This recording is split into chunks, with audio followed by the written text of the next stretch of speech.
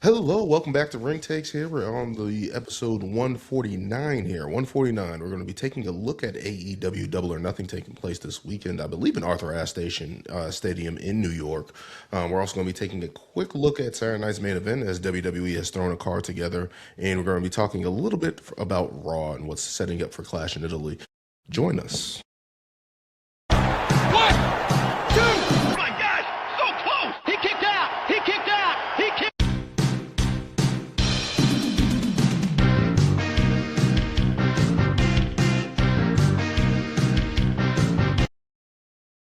All right, we are back. Episode 149 of Ring Takes here. We're with Brian, we're with Lewis, I'm Daniel, and we're here on episode 149. Lots of action happening this week. A lot of action happening this weekend with a pay-per-view for AEW and a PLE. Is this a PLE? Would you consider this a PLE? I think it's a special. A WWE special. Yeah. This is not a PLE. Saturday night's main event's not a PLE. Oh no, sorry. I thought you were talking about AEW. I'm like, this is one of Oh, the no. biggest. No, AEW pay is definitely a pay-per-view. Saturday night's main event is just kind of like a special event for WWE. Well, actually, you can say Saturday Night's main event's a PLE because you can only watch it on Peacock. It's not like it's going to be on national TV through NBC. Yeah, but If it was on NBC, then it would be a special. But now since it's exclusively on Peacock, then you could call it that a PLE because technically you have to pay to watch it on Peacock. Technically, which makes no sense because, oh my God, like it's crazy that you have one product on like 4 different streaming things and only get specifically paid from each network. It's a con. It's how you Of course you it's get a more con. viewers. You help out course. Peacock by getting subscribers, and WWE gets more eyes on the product, I guess. Yeah, The new way. It's the new way these big Yeah. companies. this These is the sports leagues are way. doing it. Look at the NBA. The exact same thing, same format. This is where everybody's going. Wait till the NFL eventually ESPN, jumps in first Prime, doing it. Peacock, and Netflix. Baseball's on Netflix now. I'm like, what the hell's going on? I don't know. That's the world we're living in. As somebody said long ago, they're just going to create one box where you have everything on one box and you pick what you want. At some point, it's going to get to that, and everyone gets a piece of the pie. Did we not have that? I think it was called cable. Yeah, it's pretty much going to circle back to being cable. I think so. I think that's very much going to happen. Technically, it's if you have a Fire TV. This is a whole tangent, but if you have a Fire TV, you basically have everything on one thing. Or if you have a smart TV, you basically have everything on one thing. If you have a phone, you have everything on one thing. I don't know. It's a big scheme. But carrying on. Monday Night Raw happened this past weekend on Monday here, and we have a match for Clash in Italy. It's going to be Roman Reigns taking on Jacob Fatu again, but in this time tribal combat. We've only seen this. What was this twice? Once? No, this was once. The SummerSlam against Jey Uso. Twice. Twice. Was it twice? It was solo. Yes. The Netflix premiere, wasn't it? Yep. Yeah. Oh, well, twice on a PLE. Let's put it that way. Twice on a PLE is going to be happening. But obviously, we got Roman Reigns taking on Jacob Fatu again. They're running it back after their good match at Backlash with a little bit more heat on it. The Usos are getting involved now. We're seeing them attack Jacob Fatu after he attacked them last week. What do you guys make of this matchup coming together for Clash in Italy?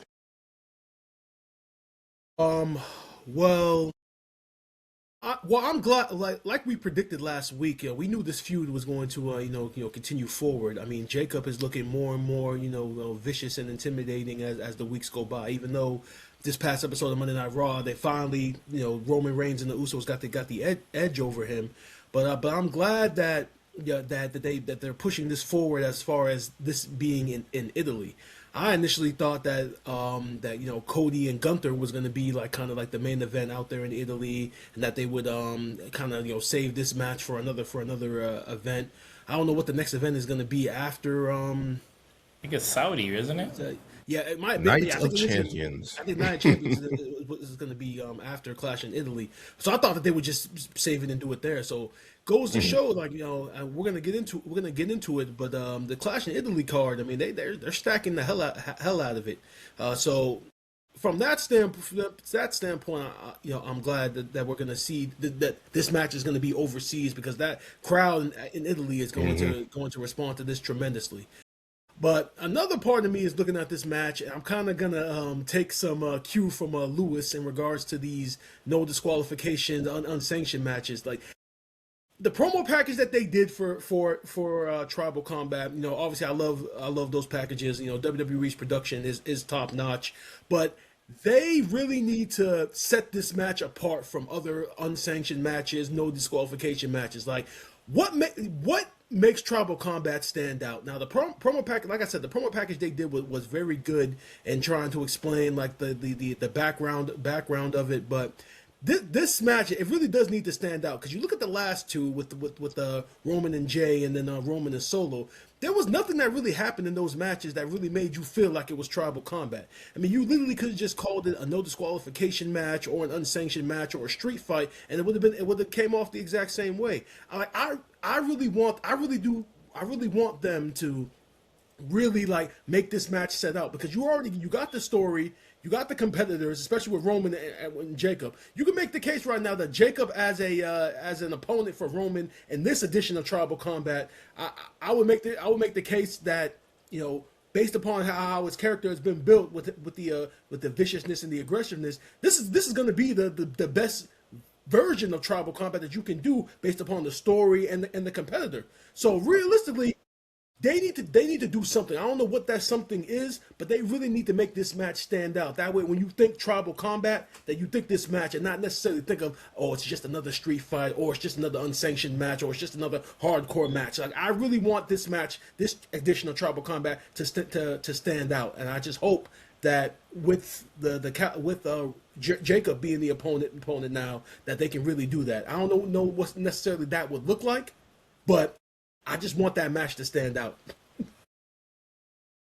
See, my thing with this whole trial is like, I feel like they haven't clear cut, because I feel like they kind of hinted at with Solo, where it was like, he had the Ulafala, and it's like you kind of hinted it at as like, well, if you win and you have the Ulafala, you're the head of the table, you're the tribal chief. So it's like, I don't know why they never pushed it as like, all right, well, if you lose or if you win, you're the tribal chief. We all gotta like back you up. Like, if it was done like that from the beginning, I feel like it would carry more weight, because obviously we had this whole story with Roman as a tribal chief, where he was the head of the table, he top dog, this and this and that. But then it's like you had it with Jay and Solo, and it was just like, well, you get the Ulafala.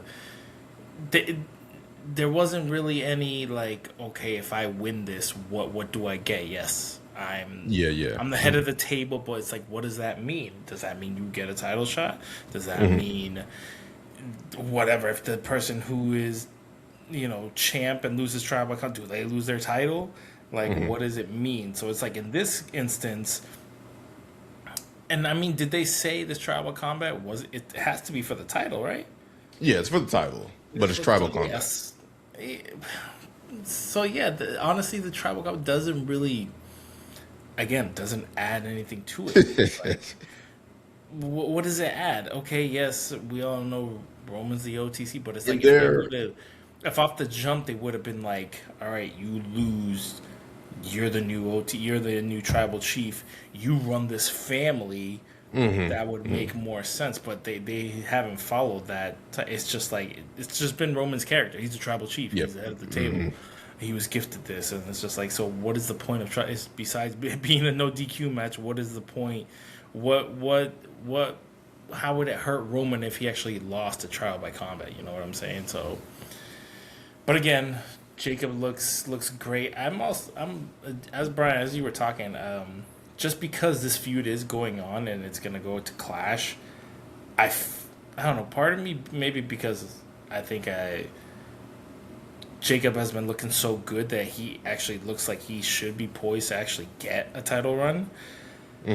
Is it or is this kind of like a John Cena scenario where it's like, oh look, he just got the title, boom, he's already facing Randy Orton, or boom, he's already facing CM Punk. We're like, So then, who's actually gonna take the belt off of him? Who's actually gonna be the next person in line? And it's like Jacob to me right now looks poised to be that person. So is it too early on to already just have him lose? And then it's like, all right, well, who's coming after Roman? Are we gonna go through the whole Usos again and Jimmy and Jay and nobody else is gonna get a title shot because it's just gonna be surrounded? Following them, we're not going to get new challengers, But Jacob looks like the most promising one to actually right now to actually dethrone Roman. So I'm just curious how that's going to go.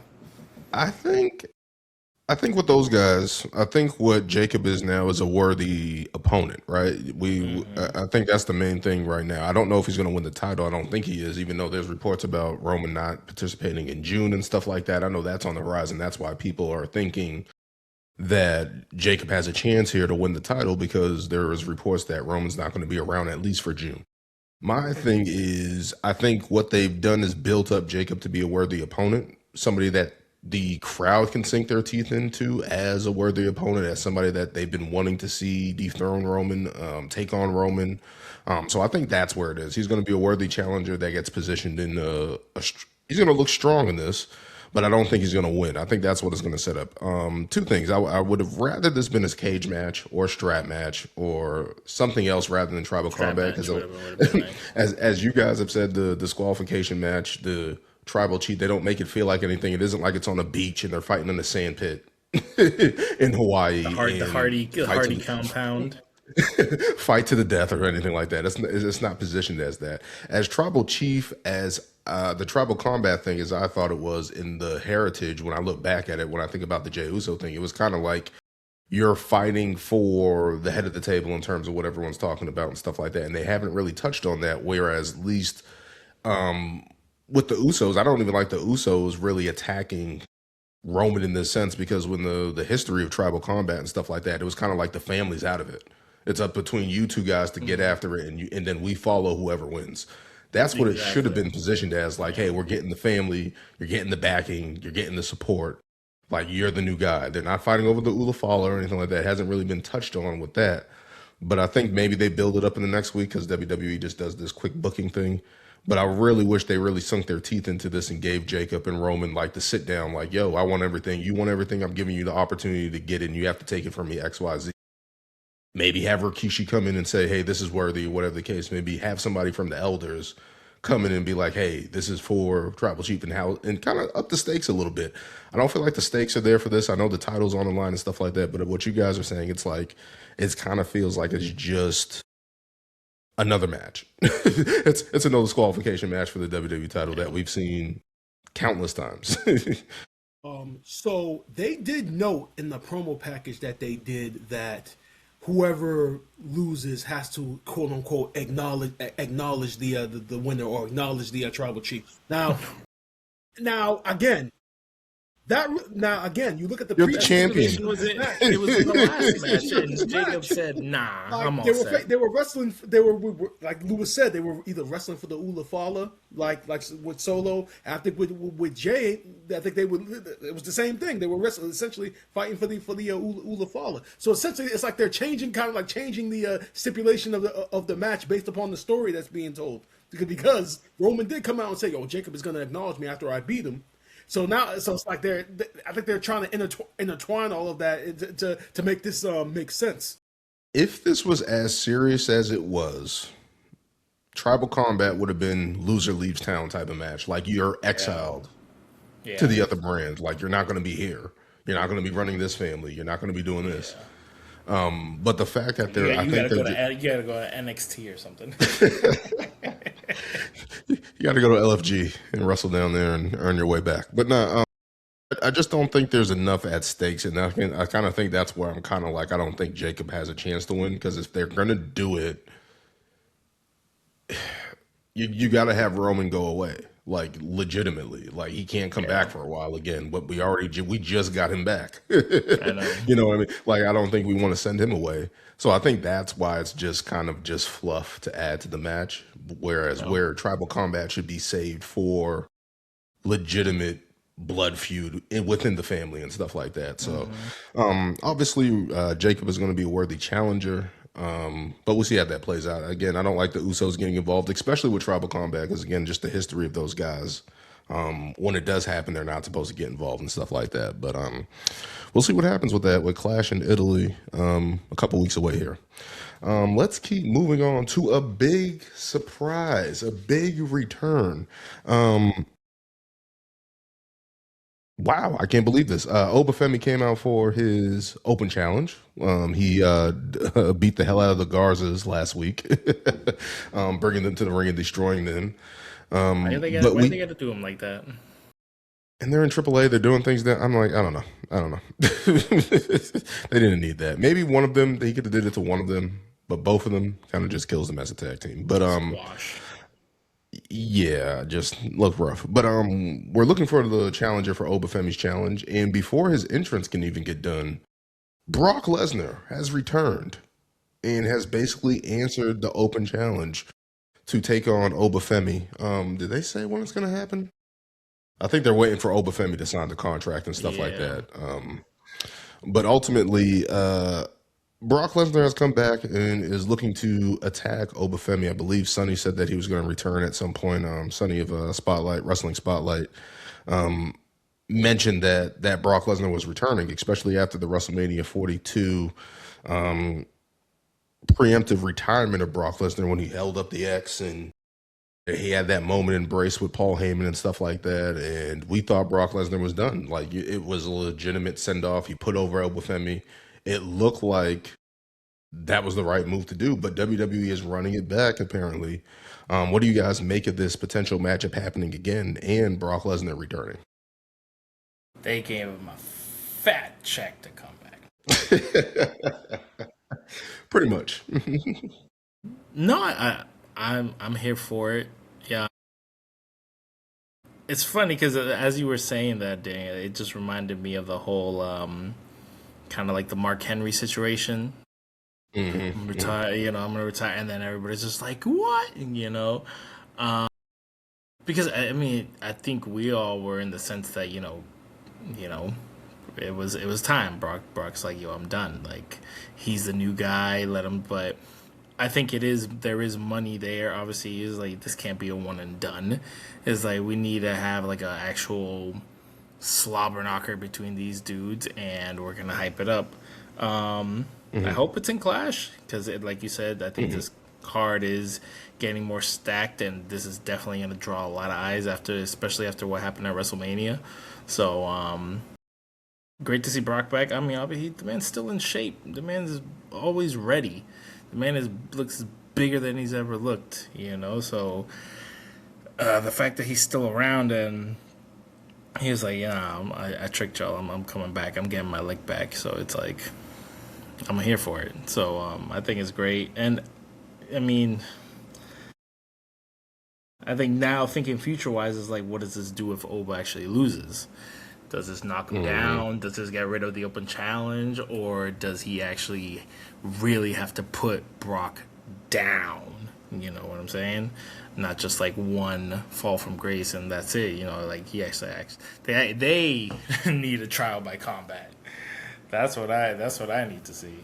So I hope wherever they do this match, and even then, because if Brock wins, then you're gonna have, the tiebreaker. So again, I'm here for it. These are two big ass dudes that are just gonna kill each other, and I think it's gonna be great.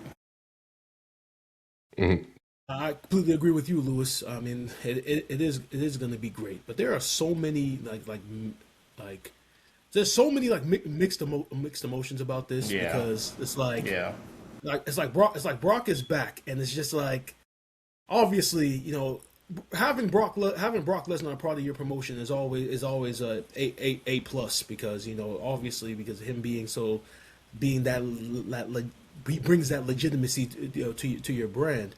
But with the way that he retired, I mean, it was just so sudden. I mean, I actually heard in him in interviews saying that like if he were to step away, that he necessarily wouldn't want the whole the big send off and have them announce a retirement match or something like that. See, Brock is one of those personalities that like people really assume that they know who he is because he comes off as that person that just hates people and that like he wants things done a certain way, but we really don't know who the person Brock Lesnar. Only a select few know who the person Brock Lesnar is. So he can do stuff like this, and then we all sit back and we're just so surprised. Now, for this match, in typical WWE formula, you would think that these two they're gonna split the second match and then go into the third match.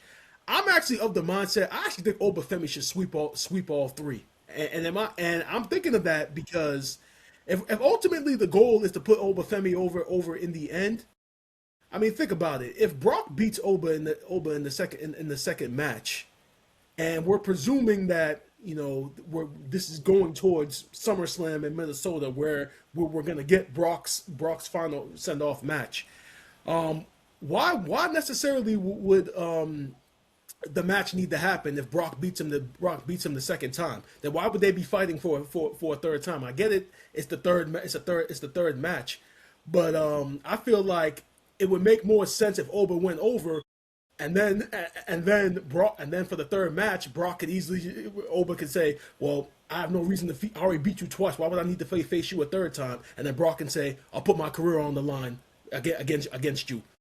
And then Oba has a legitimate reason to fight him a third time to kind of put him down and out of his misery permanently. Go ahead, Daniel. There's only one person who retires people in WWE. There's only one person who retires people in WWE. We can't have two career killers. You can't have two career killers. Why not? But people, I mean, we've kind of gotten away from the whole Gunther career killer thing now, haven't we? I mean, now that he's on SmackDown, and now that he's in the new program, they've kind of gotten away from it. I mean, they'll allude to it and say like he did it, but they haven't really like fixated on it week after week anymore. So I think there's a way they can get away from that, but I'm going to address what you said first in terms of Obafemi beating Brock. From the standpoint of just looking at it from Obafemi, why would you want to kill his momentum? Completely understand that. Why would you have Brock Lesnar stop Obafemi in this reign where we're supposed to be having Obafemi setting him up towards potentially in the main event picture with Roman Reigns at some point or whoever's champion at that point later in the year and stuff like that? Why would you kill Obafemi's credibility right now? Completely understand that. I don't even want this match to happen. I didn't want it to happen. I understand why they're doing it. It's a big money match. You can run it back. It doesn't take a lot to get people interested in the match. Going to be highly entertaining. As for Brock winning, I think it will help him going forward, but I don't know if that would help Obafemi in any way, right? Because if they run it back for a third time, I guess that's Night of Champions or whatever one's after that. Let me look. Whatever PLE's after that in terms of Night of Champions, and then is Saturday night's main event in New York, I believe, in July. So maybe they set it up for Saturday night's main event again. Isn't then SummerSlam like right around the corner right after that? Or SummerSlam's in August. Oh, okay. So I don't think they have a PLE. I don't think they have a PLE in July unless they're going to do Evolution, which I hope they do. But they have the Saturday night's main event at Madison Square Garden, so that's going to be a big deal. They're going to try to promote the hell out of that. So maybe they can run it back there for a third time. And sorry to interrupt you, Daniel, but now that you just said that, that would have been the place to do the second match then. At the Garden? This is where the second match should be. I didn't even know that Saturday night's main event was going to be at the Garden. That's what you should. That's what you should do it then. Yeah, like I don't want to give it to Saudi Arabia. Please do not do that. Yeah, it's going to be July 18th, and then SummerSlam's in August 1st and 2nd. So, see, these things are too close together. So that just threw a monkey wrench in my thing because I'm thinking on the back end that I don't know, because Minnesota, Brock Lesnar is officially back, right? Like, I'm trying to figure this out. It's too close together. But TKO. Because I'm thinking just in my head, I'm just thinking like if we set up Brock Lesnar to win this match, Gunther beats Cody at Clash in Italy. You have Brock Lesnar go after Gunther again and be like, I want the title. And then Gunther's like, put your career on the line to get a title match. And then that's how we get the send off. That's what I'm thinking in my head, but I don't know what they're doing. With the schedule, I don't know what they're doing now. So Yeah. I mean, that that's threw not a me bad off idea. completely. I mean, because you can't do the whole favor storyline anymore now because Yeah. Gunther used Yeah, that up that to makes get the sense. title match at Clash. So that is a good way. If you still want Gunther to be the one to end the career, that is a good way to pivot and make it a title match and then say, oh, put your career versus title. I mean, that sells in Minnesota. Yeah. Like everyone will want to see Brock Lesnar go out like that. And Gunther continue to add to his legacy, his crazy run right now of just retiring people. But yeah, I don't know. I just don't know what direction they're gonna go with this one. I don't want this match to happen too soon. Hopefully it's not Clash in Italy. Hopefully they do push it out. Hopefully it's not Saudi. Please Well, don't be Saudi. But Well, that's the thing. that On would- Raw, they I would think they probably announced go for that it was going to be at Clash because Paul Heyman had told Okay. Adam Pearce that the contract that Brock Lesnar had signed was for a match at Clash. So okay, it was okay. that's what I All was right. saying. All right. So all the right. cards for Clash, you got Cody Rhodes, Roman Reigns, and Brock Lesnar on it. Those are your three money guys on one card. Yeah. That's stacking the hell out of the card for Clash. So they really must Yeah, that is a want stacked card. want this show overseas to go off. I don't know. I think they haven't done a show in Italy in I don't know how long. So that's probably the reason why they're stacking the hell out of it. I think it's been Look it like up. 2 years or something, right? Wasn't Backlash in? Oh no, maybe that was France. Yeah, that was France. Yeah, that was something else. I'm trying to I feel like find they had a there was date. some PLE and I don't know. Yeah. I mean, they may have done some Raws or Smackdowns, but like an actual like a PLE event, I don't think they've done one in Italy in either years or never. They've never done one. I could have sworn Michael Cole said something like that on commentary. Yeah, I think he did. Yeah, I this is think the I'm thinking first. of- This is the first. Yeah, this is the first event in Italy that's going to happen. Oh, there you go. That's why. First ever show in Italy. Yep. Put the best of the best on. So hopefully that's a banger. So we'll see what happens with that. I don't know what to think of that match, but let's keep moving on. That we're bringing up the WWE Undisputed title picture. We had Gunther and Royce Keys taking on each other in that matchup there. I thought Royce Keys looked good in the match against Gunther, but Gunther picked up the win. The winner of that match gets an opportunity at the WWE Undisputed title at Clash in Italy. I always think this is like back 80s booking of WWE where it's the American faces the foreigner. And I think that's what they're kind of playing on here potentially. But what do you guys think about that? Royce Keys taking on Gunther and Gunther now eventually going to be taking on Cody Rhodes at Clash in Italy. Lackluster as SmackDown has been, I actually liked the booking of that whole entire segment. The fact that Cody came out, made his own contract signing, told Gunther to come out, and Gunther was kind of going back and forth with him about coming down and signing the contract, and then Royce Keys came out and pretty much said, "Hey, if you ain't gonna sign it, I'll sign it." Yeah. I love that booking because he's over here taking forever. It's just like, okay, you don't want the opportunity, I'm gonna come in and I'm gonna take it. And then that's when Gunther realizes, okay. And then they have the match, which I thought it was a very solid, very solid match. Royce Keys, if you remember, his run in AEW. I mean, I can't really think of any like matches that really stood out, but I do remember how obviously his name was Powerhouse Hobbs. That strength. That was one thing that was like prominently featured in all his matches in AEW, but now in WWE, now you get to see his strength, you get to see other things as well. I like the fact that like his character is showing a lot more. They got him mixed up with Solo and the MFTs. Yeah, so I like the fact that they actually have a program for him that we're getting to see him in a different light other than what we saw in AEW. But great main event spot. Love the booking of the segment, and it's going to be a great main event match with Cody and Gunther. Yeah. Thoughts, Louis? See, I wanted Rose Keys to win. I wanted him to just pull a giant swerve and like he gets the title, and then at Clash, Gunther just inserts himself and it becomes a triple threat. But I thought it looked great. I thought it was a solid match for him and Gunther. Definitely hard hitting. You know, both big ass dudes, big meaty men smacking meat. You know, and I think Royce Keys shouldn't be left in the mid card. I think he should be working his way up and stay in that main event picture.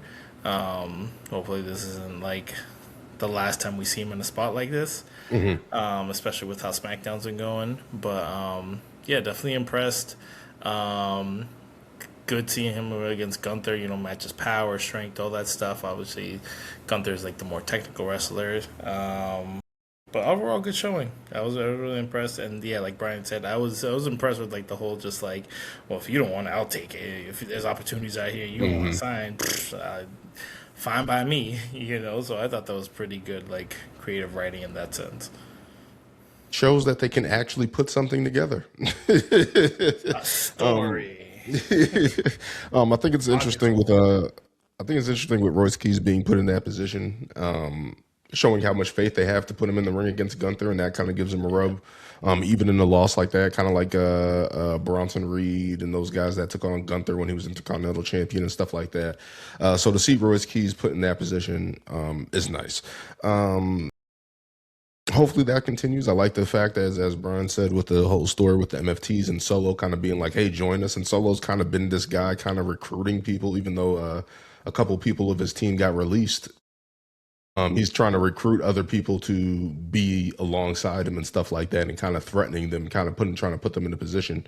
He ended up coming out and costing him the match a little bit there. So, going to be interesting to see what that happens with Royce. I'm just glad that he's actually in a storyline rather than these whole things where he's just dapping up. Who he keeps dapping up backstage? Keep fucking forgetting. Talk about Royce Keys. Yeah. Who does he keep dapping up backstage? Isn't that? Yeah, he keeps talking to somebody and dapping him up. I can't. This is not Solo. It's not. I do remember he did dap up Jacob for one episode. Yeah. Rather than him just dapping up Jacob Fatu those couple weeks and stuff like that. So before the title match, yeah, where he gave Jacob, we're seeing like, some words of advice. Yeah. Yeah, we're seeing some actually character development. So that's something that's welcomed. Gunther always impressive. Again, I don't think he has a bad match ever. So for him facing Cody again, it's going to be interesting because I think there's a chance Gunther could win the title. And especially being overseas, and especially I think SmackDown needs a new look. They need something different, even though Cody just overcame the odds and everything and stuff like that. But over Randy Orton, and the reports and stuff about Randy Orton's back, and then he's okay, and then I think they're playing on that to see, kind of testing the temperature for his return and stuff like that. Maybe setting up for a match at hopefully not Night of Champions, hopefully for SummerSlam at some point. I would love to see that. But it's going to be interesting to see what they do with this matchup. I'm intrigued. I think these guys can have a great match between the two. And we'll see what happens at Clash in Italy. Let's keep moving on to Saturday night's main event that's taking place this weekend in Fort Wayne, Indiana. Please no Pat McAfee, WWE, if you're listening, do not do that. I know you're in Indiana. Do not do that. You don't. There's no need to do that. Let's keep it positive here.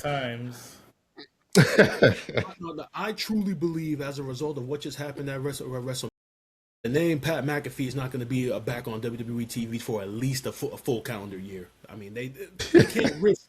They can't risk going back down that road again. Mentioning that man's name. As much as it would make sense for him to be on commentary in Indiana. Guess what they're doing? They're gonna put him with Ethan. They're gonna put him with Ethan Page, and he's gonna win the IC title, and they're just gonna be assholes together. That's what they're gonna do. Our man Penta's on the poster there for Saturday night's main event, so shout out to him. He'll be taking on Ethan Page in the Intercontinental title match. What do you guys make of this? Because Ethan Page has recently been a call up. We were kind of wondering where he was staying on the card, and he's going up against Penta, getting a title match within, I think it's only been a month since he's been called up. Yeah. So what do you guys make of his interactions on the main roster and him getting this title match against Penta? Go ahead, Lewis. I think it's great. I think Ethan Page is a great heel. I think he's a great wrestler. I think he's great on the mic. I don't know what they're doing with this whole Rusev story. A little back and forth, and he's kind of trying to use him, but then Rusev's like, yeah, what are you doing? Like, you're not getting my title shot or whatever. So we'll see if he doesn't come in and kind of screw Ethan in this match. But at the same time, with him being this new, he would benefit a lot from getting this title. I mean, Penta's done a great job as an IC champ. I don't know if Penta will actually get to that main event spot, or if they would actually finally put him in a tag team with his damn brother, which I think we've all wanted to see. But I could see a surprise title change with Ethan winning, just because he had that little stint with Chelsea Green, I believe, in AAA with the whole mixed tag champs and all that stuff. So yeah, in AAA, AAA. He had that stint with her, and the proud Canadian, and I think him winning the IC title, he could boast that up even more, especially being a heel. Mm-hmm. And I think it would do numbers for his career. But at the same time, we've also seen other people get titles pretty early on and not pan out.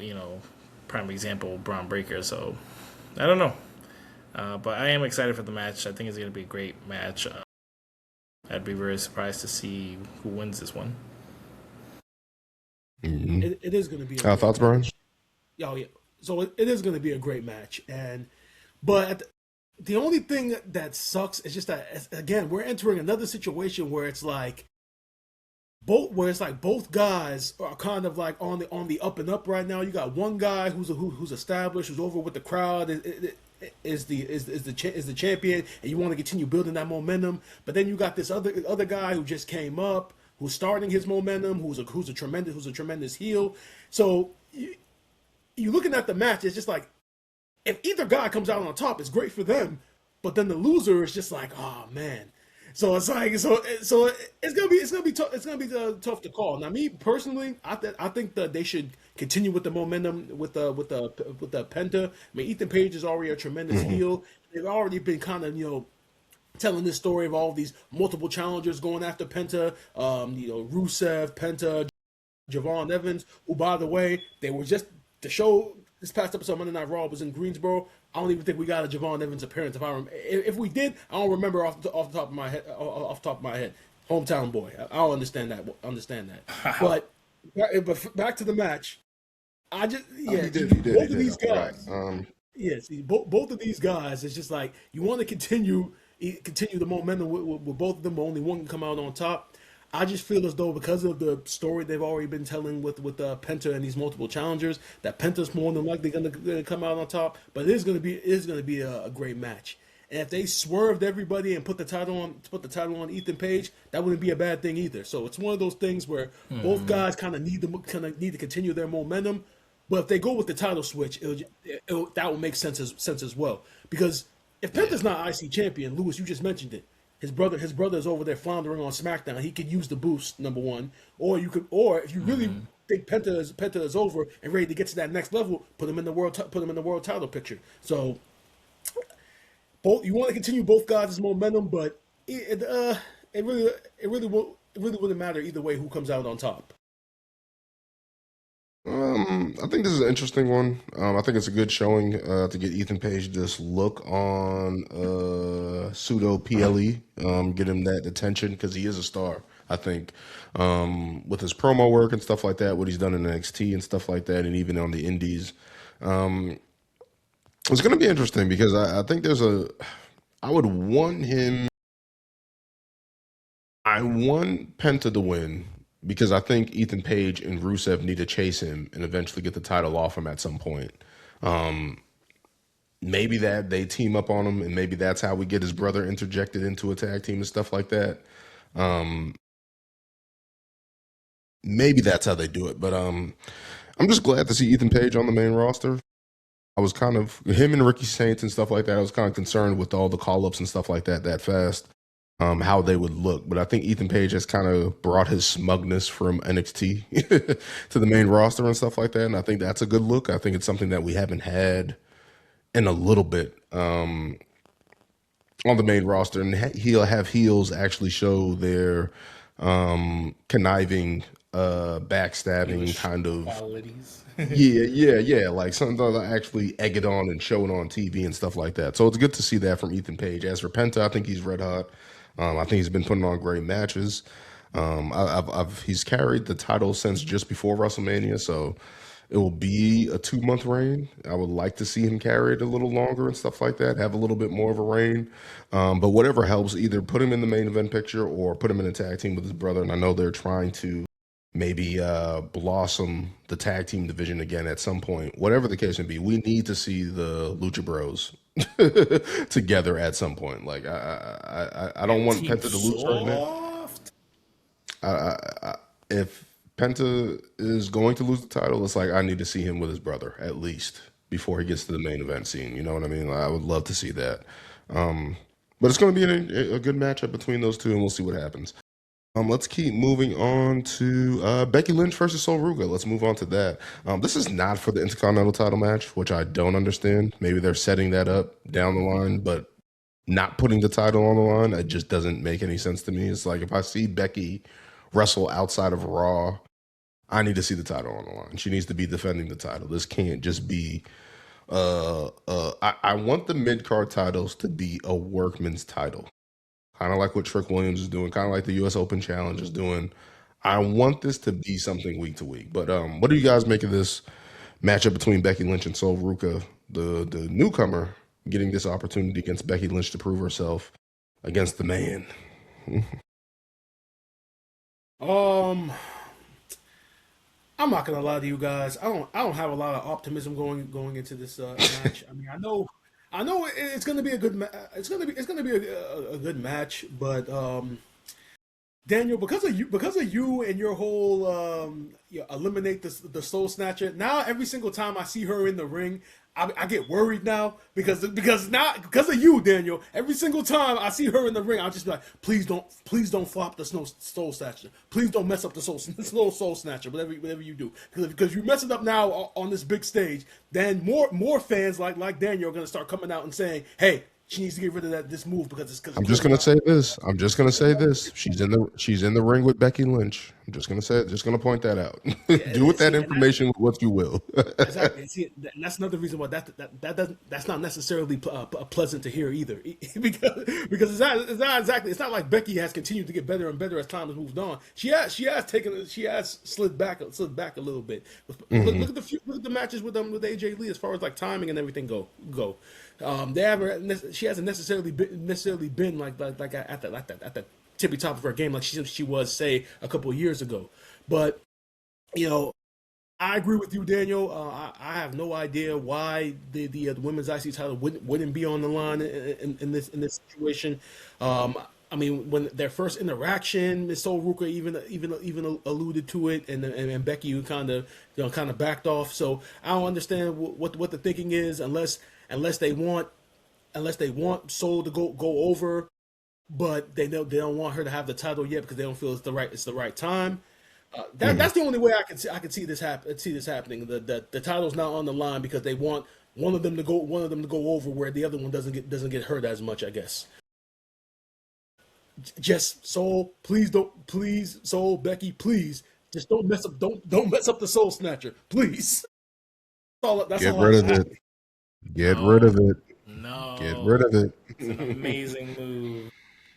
It's not amazing. I keep telling Yes, you, it's it not. is. You know not. it is. When it's done perfectly, it is an amazing move. Yes, is it unorthodox? Yes, but it's still an amazing move. Yeah, like you said, the fact that this isn't for the IC title does not make sense. But again, it's also a Saturday night's main event, and if And now I could see Soul actually winning this match just so she gets the title defense. So I would actually go with her winning, or somebody comes out, screws Becky, and AJ again, Lee. it could be AJ Lee. Yep, exactly. She's gone, man. That story But I is mean, done. Becky. Story. Yeah, but there's still plenty of other people who you can have a Natty come out. You can have, what's her face, who's been sneaking around, Maxine Dupree. Want to enter herself into to get back her IC title.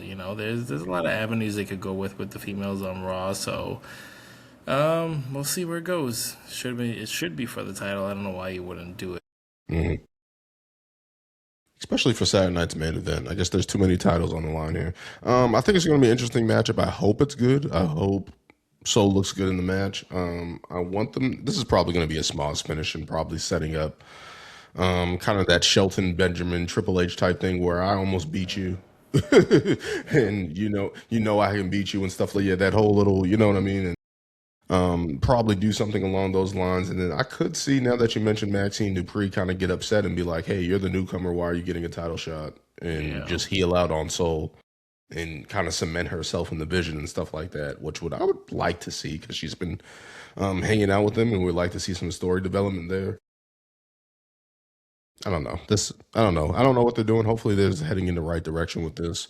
But we'll see what happens with that matchup. It's not for the title. I repeat, not for the title. But let's keep moving on. We got a 6-women's tag. We got Rhea Ripley, Charlotte Flair, and Alexa Bliss taking on. Why don't they have a name yet? Jade Cargill, Meechin, and B-Fab. This 6-women's tag match has come together. Jade Cargill has been away since her WrestleMania 42 loss. She came out and recently attacked Rhea Ripley with their match on SmackDown. What do you guys make of this coming together, and Jade Cargill coming back into the fold, where we're kind of wondering who was going to challenge Rhea Ripley? At some point, we're thinking probably JC Jane was probably going to get interjected into it. It was probably either going to be Charlotte or Alexa. But now we got Jade Cargill and her group. Why don't they have a name coming back into this? What do you guys make of that? I mean, I think this is going to be the main event. But I mean, yeah, I believe so. This might be the main event because Really? because Rhea and Charlotte. This is not the main No event. way. No, I think it's gonna end up being the main event. Or the starter. I could see it being as a starter. Yeah, I can see it being the starter. I mean, we'll go through the rest of the card. I mean, but it just seemed like this would be the main event just because of Rhea is in it. But the only thing positive I could say about this is I like the continuity that we're seeing between Rhea and Charlotte. They really have been. They continue to tease the tension between them from all those years ago, where they had that match at WrestleMania that still to this day is honestly rivaled as one of the greatest women's matches ever at a WrestleMania. So they're still teasing that tension between them, and I like that. Too many times with the booking, everybody just assumes that just because we're baby faces, we all should just get along, or just because we're all heels, we should all just get along. Like nah, like no, you got to continue those stories back even when you guys were different characters. So I like that that part of it. Again, like you said, Daniel, Jade coming back from her layoff. Off of arguably the best match that she's had since being in WWE. I also agree they need to get a team name at this point, whether it's be the baddies or Jade and the baddies, something. They have to come up with something. But this is going to be your typical six person tag. I mean, not much to look forward to, but it'll be a decent, entertaining match. I mean, we'll go through the rest of the card, but from what I saw, I really do think this is going to be the main event, unless there's another match that could possibly rival it. But I just feel like because of the star power that it should main event.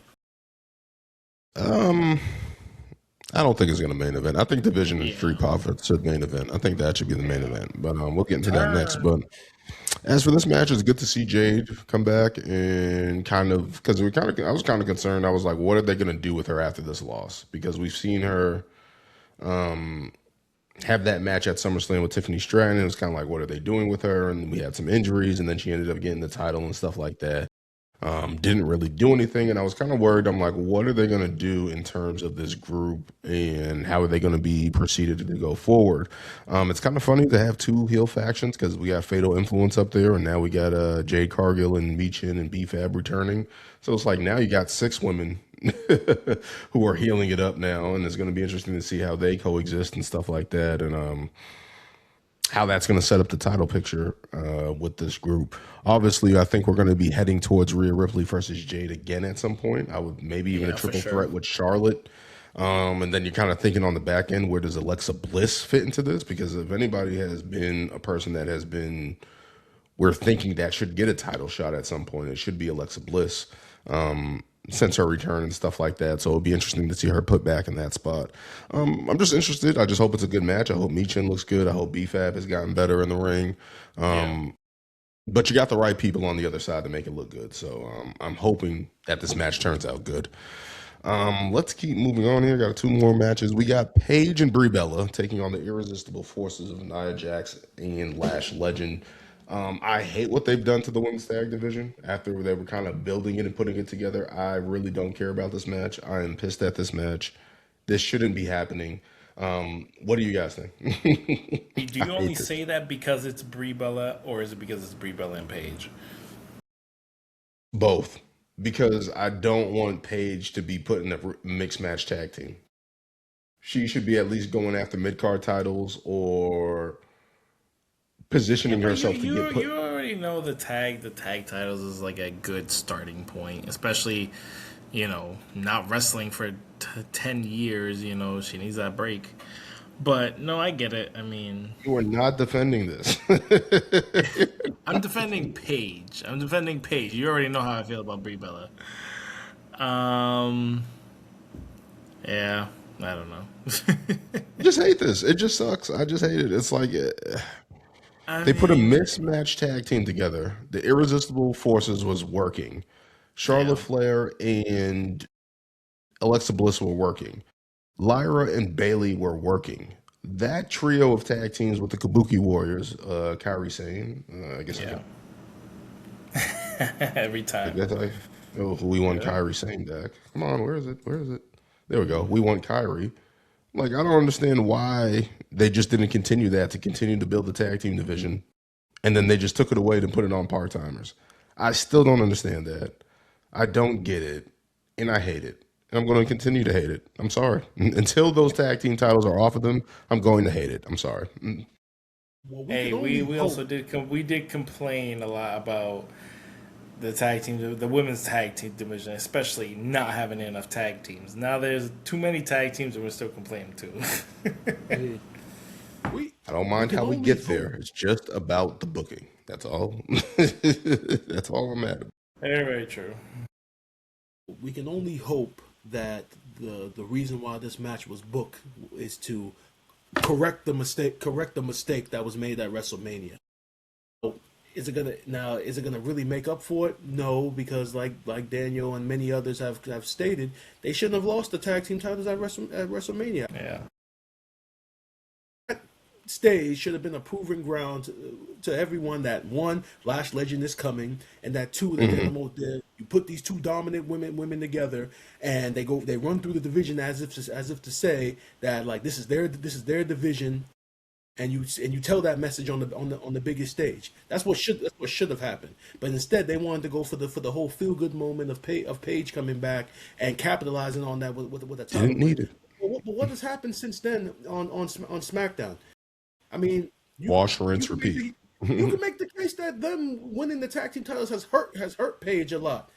I mean, think about it. If Nikki Bella doesn't get hurt and we don't have Paige, and they bring Paige back in a different way as a singles competitor, Paige would then be a lot better off than she is right now.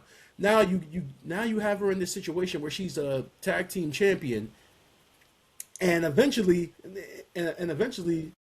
when they do lose the tag team titles, then what? Because then Brie Bella eventually you would think is gonna go off for a very, very long time, hopefully. And then we got Paige on SmackDown. and then you got Paige on SmackDown being that singles competitor that we came to know and love from all those years ago. I hope that this match is the beginning of correcting the error that was made at WrestleMania. Now, is the tag team title reign going to be as strong as it could have been if they were still champions? No, but at least you can get back to establishing them as the top of the division and then having everybody chase them.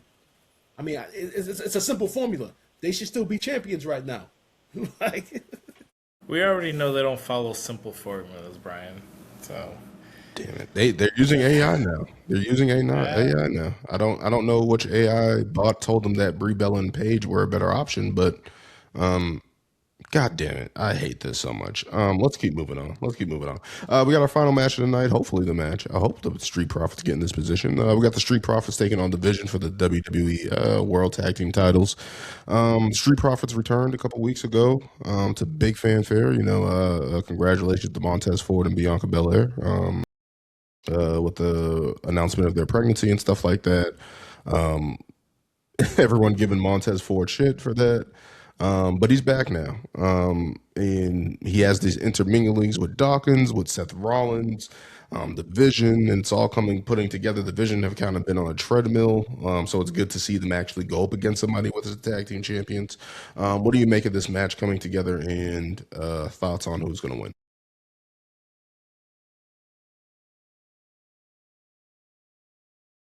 Brian, you can go. I lost my train of thought. all right.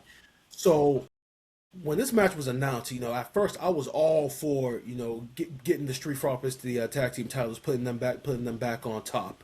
I was all for it until the segment on Raw this past Monday with Angelo and Montez, where Montez planted those seeds of tension between the two with Seth Rollins, and it was the first time in the entire era of the Street Profits where you legitimately thought, like, okay, now there's tension. They teased it before. Yeah.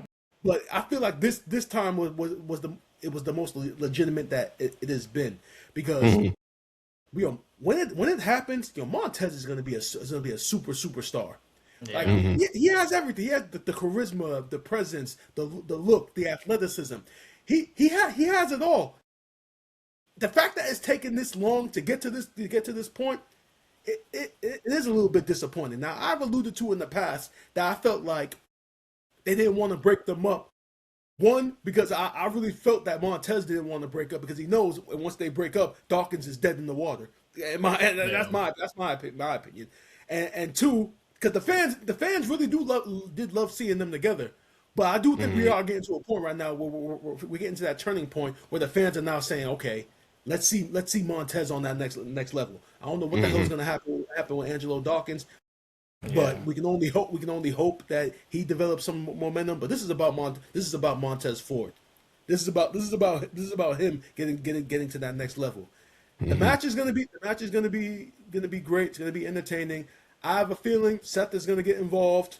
Probably cost the Street Profits the title, and that's when Montez is going to look at Angelo and say, "See, you wanted to rely on this motherfucker again. So why are we still doing? We came back to go after the tag team titles, and yet here we are doing the exact same shit we were doing months ago. So now it's time for a change. So I think that's exactly what's going to happen here. So I was all for them coming back and winning the tag team titles. But that segment of them planting those seeds of tension, finally is making us feel positive that we're going to get that single run with Montez finally. I very much hope so. But yeah, like Dad said, I think with Montez, you have a star right there. Everybody knows that what he brings to the table. Angelo, I mean, he has his moments. He's a good supporting character, but he's not a main event player. But yeah, I mean, I think I was talking to you, Dan, about this before. It's like we had the story already, and then they kind of just had him made up, and then that was it. So it's like we're kind of going through the same thing. Are we actually going to do it right this time? But yeah.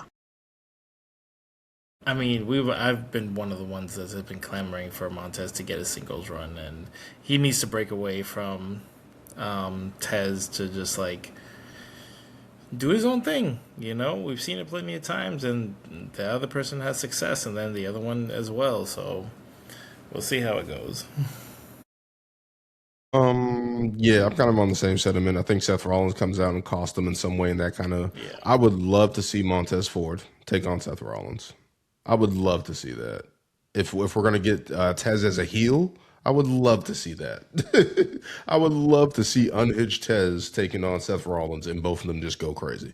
Um, as for the Street Profits, again, I like them together. I think there's something there with Angelo. I'm not going to sit there and say it's all going to be dead in the water and stuff like that. I think he can find his way as his own character, maybe, and put something together. At worst case, send him to NXT. They need the talent. Have him have a rundown they don't there. do that no more. They don't send nobody to NXT anymore. Nobody. Have him have a rundown there. Have him put on a show down there. Have him still do the plastic cup thing and bring the smoke and all that stuff and do something down there, if anything. Or I think he can be in the mid card. I think he can be a challenger in the mid card and stuff like that and find his way on that level. As for this matchup, I am intrigued to see the Vision actually defend the title, so I think that's a good thing. Maybe this can be a feud going on through the summer, or maybe this is where it breaks up. And then to think about the Street Profits, the last time I thought about them breaking up was when SummerSlam was in Tennessee. So that was what, 2022, when they lost to the Usos and Tez was kind of showing his frustration on his voice. He should be 10 times that now if they lose the titles. Yeah. It should be 10 times that now if they lose the chance again at the tag team titles and stuff like that. It definitely should happen. I think the Vision should win this one, and I think we should start seeing the dissension of the Street Profits, and hopefully we start getting Seth Rollins versus Montez Ford at some point. I would love to see that at this point. That will do it for our Saturday night's main event. All right, we're looking at AEW's Double or Nothing that's taking place on Sunday, taking place on Sunday in New York at Arthur Ashe Stadium. 9 matches on the card, so let's get to it. I'm just going to start off with the Stadium and the Stadium Stampede match. We got Jericho, we got the Hurt Syndicate, we got the Elite, Kenny Omega, and Jesus Christ, who's all in here? Jungle Jack Perry, Matt and Nick Jackson, the Young Bucks versus The Demand, Ricochet, Bishop Khan, Toa Lina, I don't know. The Don Callis family. There's too many people in this goddamn match. But we got the Stadium Stampede match. Yeah.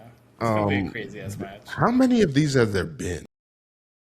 I think it's like the I know there's been Anarchy in their arena. So as far as This is the third one. This is the third one. No, this is going to be the fourth one. It's going to be the fourth one. The third or fourth one. But if you include Anarchy in the arena, which essentially, bro, they're the same fucking matches. Yeah. This is going to be the eighth. This is going to be the eighth one. So if you add that in, this is probably like the seventh or eighth time. Honestly, they might as well just call it Anarchy in the arena, because honestly, the only time where it was actually Stadium Stampede was when the time they did it during COVID. That was actually Stadium Stampede because they were actually in an abandoned stadium, actually fighting. I mean, the second, and then the year Jacksonville. after that, the year after that, they were back at Daly's place, and they kind of set it up so it would be in front of a live audience. But that was technically Anarchy in the arena as well. So the first one was the actual Stadium Stampede. But to get to this actual match, when you look at this match, realistically, this match started because of the program between Jericho and Ricochet, and literally everybody else that's been added in is either has history with Ricochet, or is currently in a I guess a situation amongst each other. Like the Don Callis family, their only relation to this story is just the fact that they're kind of friends with Ricochet. Ricochet reaches out to Don Callis because he needs the extra bodies. Hurt Syndicate's only involved. And they hate the Elite. Ricochet. The Elite is on. I mean, Jack Perry is only involved because Ricochet cost him the national championship at Fairway to Heaven last week. The Elite, the Young Bucks are only involved because I guess apparently now they're in a feud with the Dogs, Clark Connors and David Finlay, because they tag teams going at it. I mean, other than that, a lot of these good guys are just added in this match just to be in it. I mean, it's gonna be a crazy match. I don't know how. I say it all the time with AEW in these type of matches, bro. How exactly are you gonna top all the wild and crazy shit that you guys have already done? Somebody gets set on fire. We've already seen that. Somebody gets something stapled on them. We've already seen that. Realistically, the only thing you guys haven't done is actually try to shoot or stab somebody on live TV or on pay per view. That's literally you want to know what else they can do. But it's gonna be crazy. You want to know what they're gonna do? Yeah, go ahead. They're gonna either hit somebody with a yellow cab, or somebody has to get beat up on the subway. That's the only thing they can do. One thing about this match that I already know is going to be a problem, because it's 7-on-7, and because it's Stadium Stampede and they're going to be fighting all out through the arena. Production wise, this match is going to suck. Like, there are going to be so many camera shots. There's going to be two guys fighting here, two guys fighting there, two guys fighting here, and the camera's just going to be moving all over the damn place. And if you're watching live, I can only imagine how that shit's gonna be. Because literally, you're gonna be looking at the Tron to try to keep up with everybody, or looking out into the crowd to try to keep up with everybody. Like, so I don't know how they're gonna shoot this, but I can already tell it's gonna be like a shit show trying to keep up with what everybody is doing. Yeah, I mean, these matches are usually crazy. They're all over the place. I mean, we saw like was it Anarchy in the Arena, the one in Wembley? And then just like going, frame here, frame there, and then you don't even, you're like, how the hell did y'all get over here? How did you get over there? I hope it's not another spot of somebody setting themselves on fire and getting second-degree burns and all that crap. But, I mean, we know these matches usually have crazy spots. I don't know if it was the one previously with, like, I believe, what's his face? Kenny Omega had some spot. And then I think there was also one with Matt Hardy as well where, what's his face? Damn, what is his name? The Spanish Devil. What the hell's his name? Yeah, where he kind of, like, jumped on Matt Hardy and then like broke something. Yeah, that was the first. That was the first one. Yeah. That was the very first one. So when Matt Hardy hit his head.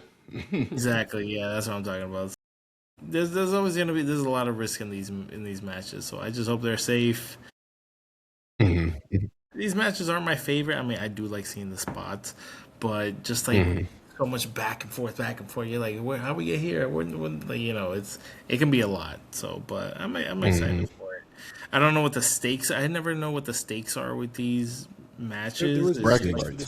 Group versus group, and then it's like they're just going at each other. Everybody get a damn title shot. I don't know, but we'll see. I'm excited for it. Yeah, these matches are always hectic, always crazy. As Brian was saying, we already seen somebody get put on fire. We've seen somebody get hit by a car. We've seen somebody get stabbed. We've seen somebody get put through a fish tank. We've seen people get put through a bunch of glass. We haven't seen a stabbing yet. Yet. It's in play. With these matches, as I said, either a subway fight or a yellow cab or somebody gets hit with a hot dog stand, something of that nature they can do. They're in New York City. Get creative. We'll see what happens with that one. Let's keep moving on. We got the men's and women's Owen Hart Cup opening up this weekend at Arthur Ashe Stadium at Double or Nothing.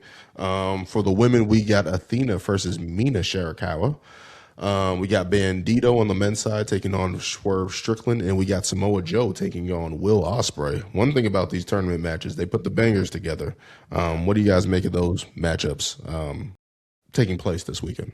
Should be great. We're just like the Continental Classic, the Owen Hart tournament's going to be the same thing. It's going to be great matches, great showing out for people who don't get shown regularly. Definitely, I'm glad to see Athena's going to be on there. She's one person who I'm like, get her out of Ring of Honor. I don't even know who is still watching Ring of Honor at this point. I don't want to dive into that, but she needs to be on AEW. They can't take her. They can't take her away from Ring of Honor, because if they do, Ring of Honor does. And I saw a look, report. I saw a report where she says she wants to hold the title for like another 1,000 days or something like that. I'm like, my God, Well, wow. guess what? it's Well, literally guess what? Lewis. There is literally no reason to tune into Ring of Honor besides to see what she's doing. Yeah, I bet. I don't Tito was doubt the it. world champion. Nobody gives a shit. I mean, unless you're one of these fans that just wants good in ring action, okay. But as far as character and personalities and stories, if you take Athena off of Ring of Honor, that show is going to die. It's going to die, like literally. And it's unfortunate too because she is such an eccentric talent. She deserves to be on AEW. She deserves to be at the top of the women's division on Dynamite. But she's been on Ring of Honor so long, building up that character and building up that title reign that she's so synonymous with it that if you take her away now, the brand is just gonna suffer as a result. Yeah. Now when we look at these respective brackets for both the men and the women, obviously the men's bracket is the stronger bracket. The Bandito and Swerve and Osprey and Samoa Joe, those matches actually have like small respective stories to go with it. With Osprey and Samoa Joe, the story is revolved around Osprey kind of quote unquote joining the Death Riders as a result. He lost his Continental title match against John Moxley, and then the very next Dynamite he has a match with Mark Davis, and then the Death Riders quote unquote kidnapped Will Ospreay and then made that deal with him to pretty much say like if you join us we'll turn you into a killer, we'll turn you into somebody that can actually win the world title. So technically he's quote unquote with the Death Riders now. And then Samoa Joe, if you guys remember at Wembley when Ospreay initially got taken out, who was one of the allies? Samoa Joe. So Samoa Joe was seeing him join the Death Riders, and he's like, "Yo, what the hell? We just helped your ass last year. Why are you with the Death Riders now?" So they have these little stories going into this match. But Ospreay and Samoa Joe is definitely going to deliver. Bandito and Swerve. It's pretty much a story of the most dangerous man in AEW versus the most wanted man of Ring of Honor. That's kind of the tagline for it. That's going to be a tremendous match. So. Go over to the women's bracket. I mean, if you look at the women's bracket, I think Daniel, you have it up in front of you right now. If you look at the women's bracket, it's pretty much Athena or bust. We got Mina Shirakawa versus Athena. We got Saray versus Saray's there. Oh yeah, versus Sky Blue, Persephone versus Hazuki, and then Alex Windsor versus To Be Determined. Yeah, because Willow Nightingale was initially in this match. But now she has a shoulder injury. They just announced it on Dynamite tonight. She has a shoulder injury, so she's going to be vacating the TBS title as well. So she's going to be out for a little bit, which sucks because their women's division right now. Again, those 2 years or so that year where they built the division around Tony Storm and Mercedes, and now neither of them are there. The women's division is suffering as a result, and now you just lost Willow. So now, this is the result when you book the division around two women. And then those two women aren't there, and you try to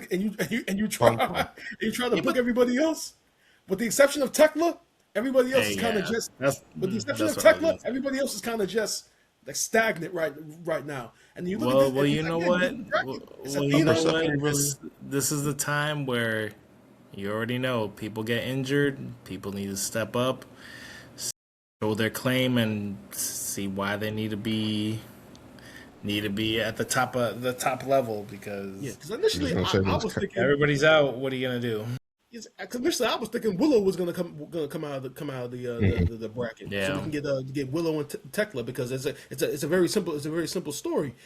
But now that she's out, pretty much just have Athena win, please. So she can just lose again. So she can just lose again. I would even go as far as to say.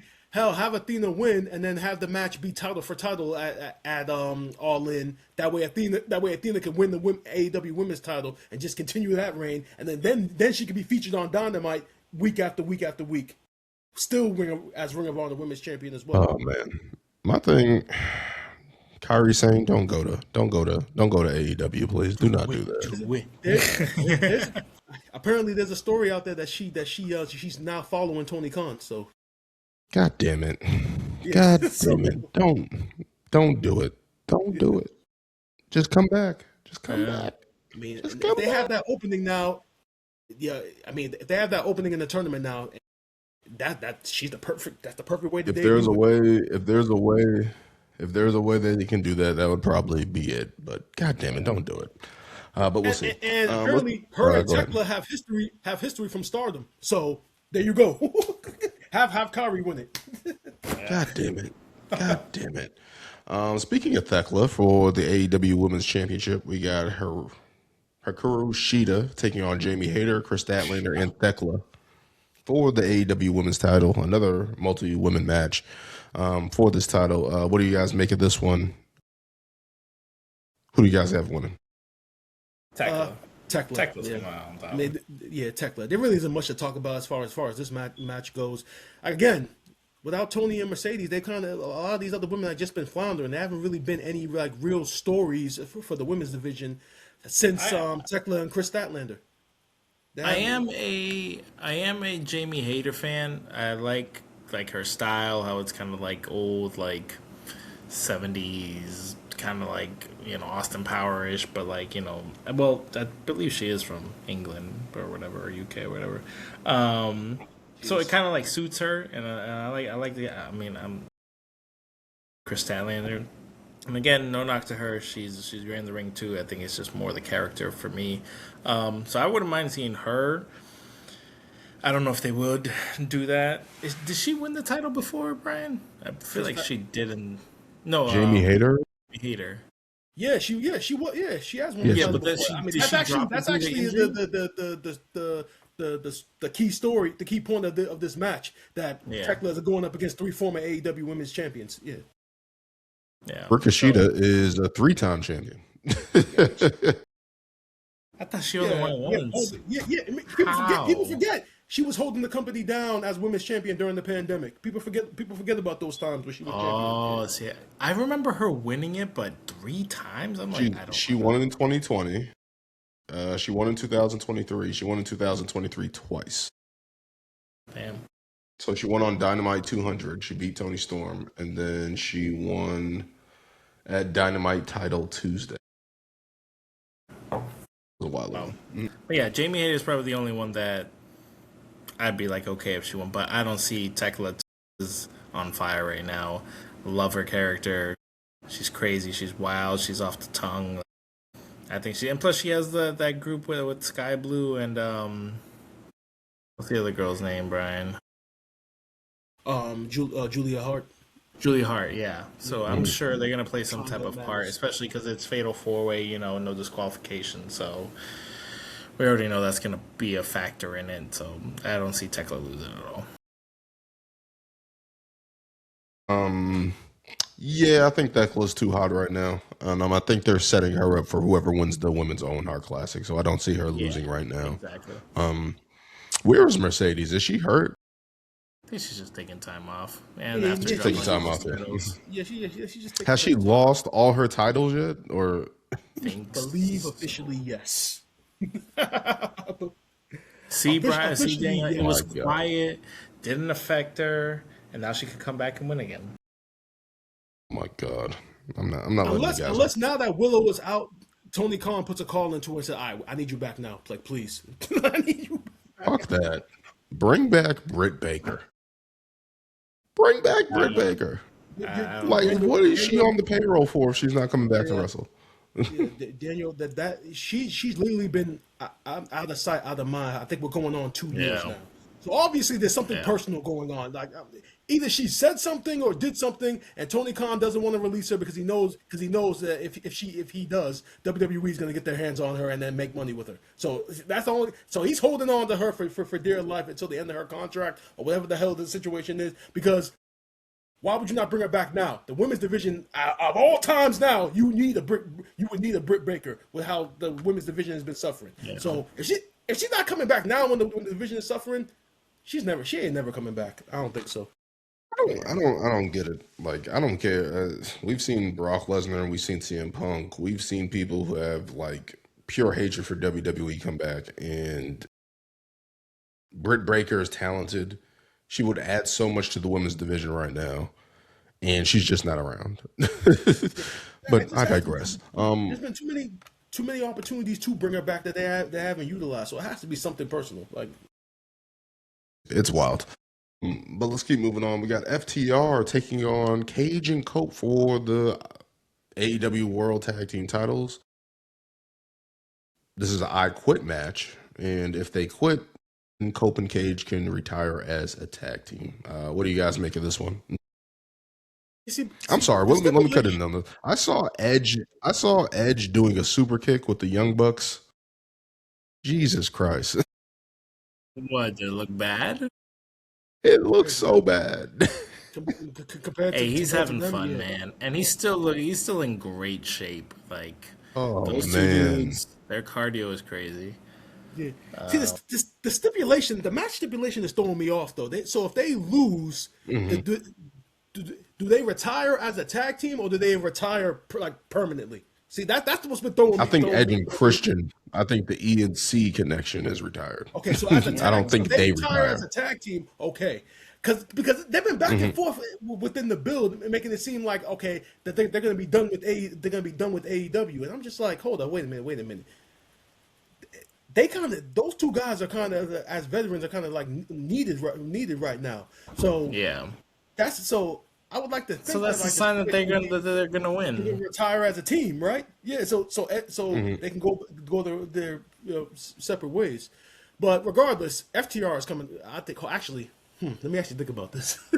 Nah, I think FTR loses it just because I feel like they've been holding those tag titles hostage for a bit. Not that they haven't been defending them, because they have. Yeah. They lost against the Bucks. They lost. They beat the Bucks. They beat, who else did they beat? Crap, who did they defended the titles against Edge and Christian at the last PLE. That was the one that was in Toronto, I think. Yeah, all out. Yeah, they beat them. But they got screwed. They got screwed somehow with Stokely or whatever. Yeah, I'm pretty sure. Get no hose. Yeah.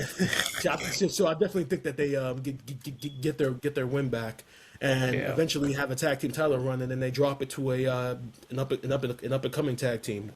Yeah. We'll see what happens with that. I think, I'm going to give Cage and Cope. They should win that one. It'll be a nice little renaissance story for them to win the tag team titles and stuff like that, and have a good run, and eventually drop the titles at some point. Love those guys, but damn, to think that they're at that stage where, how old are they? Hold on, they're definitely in their 50s, late 40s, early 50s. Definitely. Are they trying to be like the new Midnight Express? Like, goddamn. But let's keep moving on here. We got Okada taking on Tekeska for the International AEW Championship. Yes. Don Callis family implodes. What do you guys think about this one? Finally, man. They've been teasing this way match too long. Way too long. This is gonna steal the show. This is gonna be your show stealer right here. Those two guys are gonna go out there and show everybody that like how I mean with AEW, that's where the best wrestle. That's their strength, their in ring quality. But these two guys are gonna go out there and put on a banger of a match. They are. In the little nuggets that we have gotten from them, you can definitely tell that the chemistry is gonna be there, and even though some people have said that like Okada has taken a step back, I don't necessarily believe that. I just think that like now he's wiser and he's older and he's wiser and he realizing now that he doesn't have to go balls to the wall like he was doing in his 20s in New Japan. He's a wiser wrestler. He's a smarter wrestler. So you're not gonna get those like those super bangers that you got in New Japan. But then those on the events when it calls for it like this one, that's when you're gonna get mid-20s Okada. So definitely, this is gonna steal the show because Tekeska is firing on all cylinders. I don't even think Takesha's had a bad match since he's been in AEW. Yeah. So Yeah, I've been clamoring for Tekeska forever. I can't wait till he gets a world title run. Even when even when he was international champion, he was great. Mhm. Still didn't think he should have lost that title, but yeah, this whole back and forth with him and Okada has been going on for a while. So it's great that they're finally gonna go at it and just like go all out. So it's definitely gonna steal the show for sure, like Brian said. Yeah, been waiting for these two to get after it. Okada has come back and he's been pretty good, but Takeshita has been the powerhouse of the two and kind of been the guy we kind of been waiting for AEW to put the strap on him or at least put the rocket on him and put him in the right position. I think this could be a position where they take Takeshita and put the title on him and then eventually move Okada to the main event picture where we kind of want Okada to be in and finally be in that AEW world title picture at some point. And I think it's time. It's long overdue.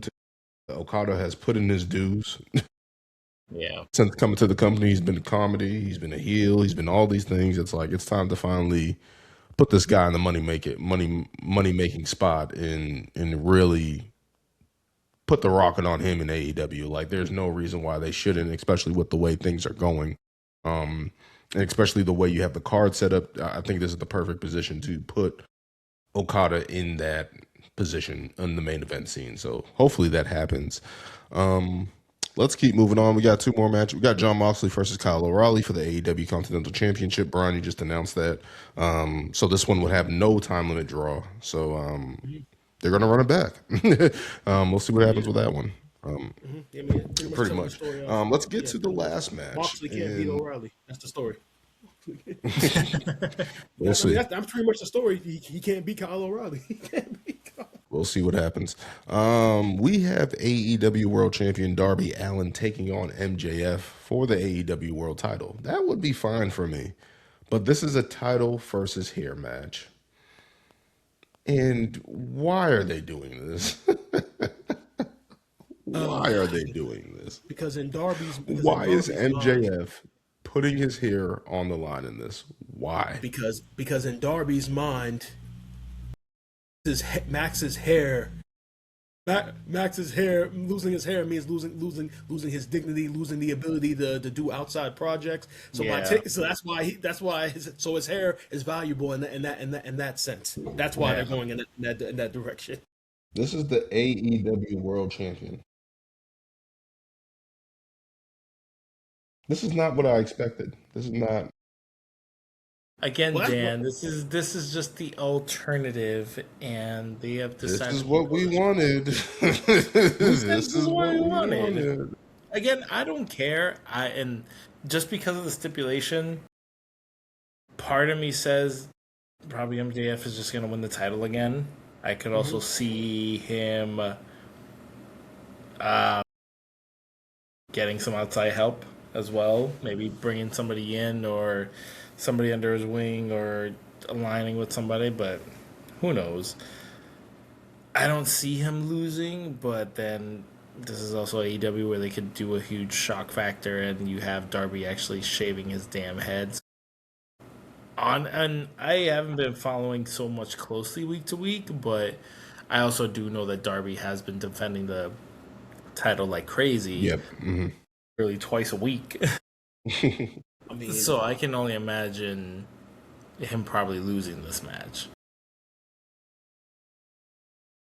You know, it's his first title run. I could see him getting the title back again, but it's also MJF. Would they really pull the trigger and actually have him shave his damn head? I mean, he's getting paid a some lot of point, money. I see. I can see him going away. Yeah, Yeah, exactly. like I don't see him just being bald on TV. I don't. Yeah, no. I don't think he's gonna do that. Yeah. And hey, it could be a crazy look, and then he just comes back as a new look, whatever. But He comes back as an even eviler heel. he's He just he's Lex Luthor. from Superman, you know. So who knows? Oh my god. Yeah. Yeah, I don't know. I think this might have been. I think this might be Darby Allin's last Yeah. title. Yeah. Yeah, because it's like he's been putting on banger. He's been wrestling, as you said, twice a week, putting on every week, taking gnarly bumps and stuff like that. I think AEW is like, all right, we did this. We've shown the ring work of Darby Allin, and now it's time to get back to MJF. I think that's what they can do. Let's just be honest. Darby won. When did Darby win the title? He won it during WrestleMania week. They did that. They did that to try to quote unquote steal headlines from WrestleMania week. I don't necessarily think that was successful, but people were talking about it the next day. Yeah. Maybe more so on the negative side, but people were still talking about Darby winning the world title and whether or not it was a good idea or was a bad idea. So in that case, if people are talking about it, then that's what That's good enough. AEW wanted. Yeah. That's good. It's good enough for them. Good enough for them. But Lewis, to your point, yeah, Darby has been defending this title crazy. I believe that, including tonight's title defense against Mike Bailey, I think he's defended the title 7 times since he's won it. That's Yeah. week. That's week after week after week. And who has ever done that? Yeah, exactly. And that's kind of been Darby's. That's kind of Darby's character. You know, when he won the title, you know, he said he was going to be a fighting champion and essentially ride it till the wheels fall off. You already know that he's that daredevil that always puts it all on the line. And they teased it on Collision this past Saturday with his match with Sammy Guevara. That these title matches are starting to wear him down. I mean, he was putting Sammy Guevara in a Scorpion Deathlock, and in the midst of putting in the move, his whole body collapsed.